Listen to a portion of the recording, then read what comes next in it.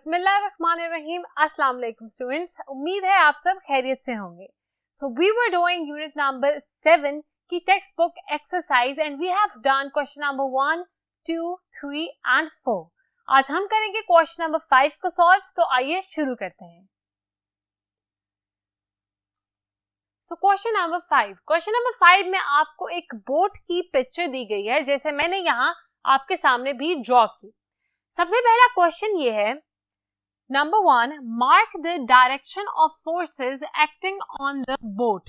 इस बोट के ऊपर, जो कि पानी के ऊपर फ्लोट कर रही है, कौन कौन सी फोर्सेस हैं जो एक्ट कर रही हैं। हमने उन फोर्सेस की डायरेक्शन जो है वो ड्रॉ करनी है इस बोट के ऊपर। तो आप मेरे साथ ड्रॉ कीजिएगा। इस बोट के ऊपर we have two forces that are acting. Number 1 is in the downward direction and number 2 is in the upward direction। जो downward direction में है it is weight, और जो upward direction में है it is called the up thrust।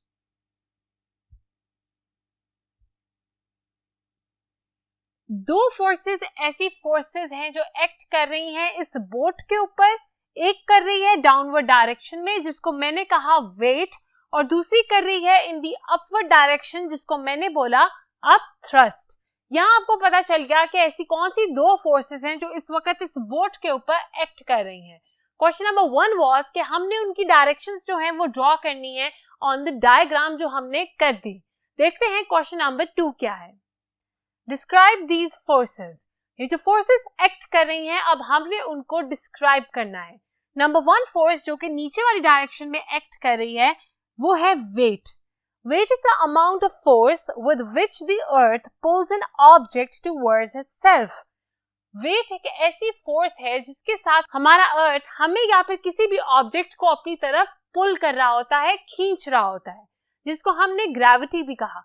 Gravity की वजह से हर बंदे के ऊपर एक फोर्स अप्लाई हो रही है जो कि अर्थ अप्लाई कर रहा है अपनी तरफ इन द डाउनवर्ड डायरेक्शन, क्योंकि अर्थ का सरफेस नीचे है, ऊपर स्काई है। So the earth is on the bottom, इसलिए जो वेट की डायरेक्शन होगी वो होगी नीचे की तरफ। यहाँ एक और बात याद रखिएगा, वेट और मास में फर्क। मास जो है it remains same, it remains constant, it is the amount of matter in an object. For example, अगर एक आटे का थैला है जिसमें हमारे पास 5 किलो आटा है, 5 किलोग्राम ऑफ फ्लावर, तो हमें पता चल गया कि उसका जो मास है वो 5 kgs है।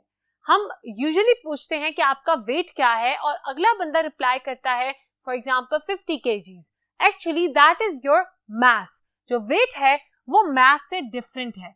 Weight is actually the force with which the earth is pulling us towards itself.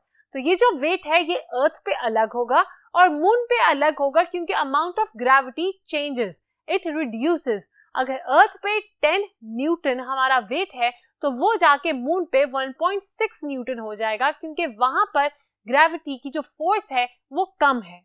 तो आपको पता चल गया कि वेट क्या है। जो फर्स्ट हमारी फोर्स थी वो हमने डिस्क्राइब कर दी। अब देखते हैं जो सेकेंड फोर्स है which is the up thrust, उसको हम कैसे डिस्क्राइब करेंगे। So the second force is up thrust. It is the amount of upward push being applied on an object. जैसा कि आपने देखा डायग्राम में भी वेट था नीचे की तरफ, जबकि अप थ्रस्ट जैसा कि उसका नाम बता रहा है, अप से याद रखिएगा, इसकी जो डायरेक्शन है ये ऊपर की तरफ है। ये काम कर रही है in opposite direction to weight. हमने इसको डिस्क्राइब किया as the amount of upward push being applied on an object. Object के ऊपर जो अपवर्ड फोर्स अप्लाई हो रही होती है उसको हम कहते हैं अप थ्रस्ट। अब आपने डायग्राम में भी देखा कि वेट थी इन द डाउनवर्ड डायरेक्शन और अप थ्रस्ट है इन द अपवर्ड डायरेक्शन। आपने देखा कि अप थ्रस्ट क्या होता है। अप थ्रस्ट के साथ एक इंपॉर्टेंट पॉइंट और लिखा है that it is equal to the weight of water being displaced by an object. Upthrust होती है equal to the amount of water being displaced by an object.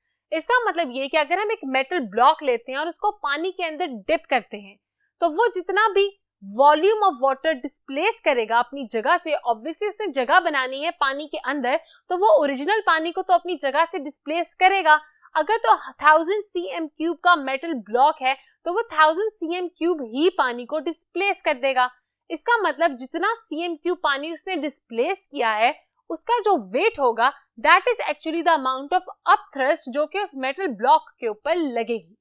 अगर तो हमने 1000 cm क्यूब पानी को वेट किया तो हमें पता चला उसका वेट आया है हमारे पास 10 Newton. This means that the upthrust being applied on the metal block is 10 Newton. बिल्कुल यही अपथ्रस्ट का फिनोमेना या फॉर्मूला हम यूज करेंगे बोट या शिप के ऊपर। अब है question number 3, explain why the forces are balanced. ये हमसे ये पूछ रहे हैं कि जो फोर्सेस अप्लाई हो रही हैं ये बैलेंस्ड क्यों है। जैसा कि आपने डायरेक्शंस को देखा, wait was downward, upthrust was upward, दोनों जो हैं वो इक्वल अमाउंट में अप्लाई हो रही हैं मगर इन ऑपोजिट डायरेक्शंस। जितना शिप ने या बोट ने वाटर को डिस्प्लेस किया उतना मतलब उनका वॉल्यूम था और उतनी ही एनर्जी या फोर्स उनके ऊपर एक्सर्ट होगी इन दी ऑपोजिट डायरेक्शन जिसको हमने कहा अपथ्रस्ट। यही वजह है कि वो दोनों फोर्सेस एक दूसरे को बैलेंस आउट कर देती हैं और जो शिप है या बोट है वो फ्लोट करती है। अगर तो अपथ्रस्ट ना होती तो ये शिप सीधी तरह पानी में सिंक कर जाती, मगर ऐसा नहीं होता बिकॉज ऑफ अपथ्रस्ट। अब मैं आपके लिए एक और दफा आंसर को रीड करती हूँ। The floating boat usually displaces a huge quantity of water. जो फ्लोटिंग बोट है वो यूजुअली काफी ज्यादा पानी को अपनी जगह से डिस्प्लेस कर देती है। This water provides enough upthrust to balance the weight of the ship acting downwards. ये जो पानी है जो डिस्प्लेस हुआ है ये इतनी अपथ्रस्ट दे देता है कि जो वेट है वो बैलेंस आउट हो जाए। मतलब जितनी फोर्स के साथ अर्थ उस ऑब्जेक्ट को अपने पास खींच रहा है उतनी फोर्स के साथ अपथ्रस्ट उसको ऑपोजिट डायरेक्शन में पुश कर रही है। अब दोनों फोर्सेस जो है ऑपोजिट डायरेक्शन में है और इक्वल है, यही वजह है कि दे बैलेंस आउट ईच अदर। तो हमें पता चल गया why are these forces balanced। अगर आपने इसका आंसर नहीं लिखा तो अभी इस वीडियो को पॉज करें, जाएं और जल्दी से लिखकर वापस आएं। वेल डन स्टूडेंट्स, अब हम चलते हैं लास्ट क्वेश्चन की तरफ। So the last question for today is, why does a loaded ship float lower in water than an empty ship? एक लोडेड शिप है और एक एम्प्टी शिप है, मतलब एक शिप के अंदर हमने सामान डाला हुआ है भारी सा, जबकि जो दूसरी शिप है वो बिल्कुल खाली है। अब वो कह रहे हैं जो भी हमने शिप लोड की है सामान के साथ वो पानी में ज्यादा सबमर्ज हुई हुई है, it is lower in water, जबकि जो एम्प्टी शिप है वो ऊपर है। जैसा मैंने आपको बताया जितना भी किसी चीज का वेट होगा वो उतना ही पानी को डिस्प्लेस करेगी। एम्प्टी शिप का कितना वेट होगा? ऑब्वियसली वो लोडेड शिप से तो कम होगा बिकॉज लोडेड शिप में हमने भारी सामान डाला हुआ है। अब जो एम्प्टी शिप है उसका वेट कम है तो वो पानी भी कम डिस्प्लेस करेगी, जबकि जो लोडेड शिप है जिसमें ढेर सारा वजन है वो पानी को भी ज्यादा डिस्प्लेस करेगी। एक दफा मैं आंसर आपके लिए रीड करती हूँ for better understanding. Greater the weight of the ship, greater will be the amount of water being displaced, like I said. And the second part says, hence a loaded ship will be more submerged in water than an empty one. यहाँ पर वही logic लिखा गया है जो मैंने आपको अभी बताया। जब भी किसी चीज का वजन ज्यादा होगा तो वो ज्यादा पानी को डिस्प्लेस करेगी और जब ज्यादा डिस्प्लेस करेगी तो वो पानी के उतने ही अंदर होगी, उतनी ही सबमर्ज कर जाएगी। यही वजह है that a loaded ship will be more submerged in water than an empty ship. अब उम्मीद है कि आपको तमाम कॉन्सेप्ट बहुत अच्छे से समझ आ गए। इसके साथ ही हमने एक और क्वेश्चन को भी बहुत आराम से सॉल्व कर लिया। यहाँ पर हम करते हैं इस लेक्चर को एंड। अपना बहुत ख्याल रखिएगा। खुदा हाफिज।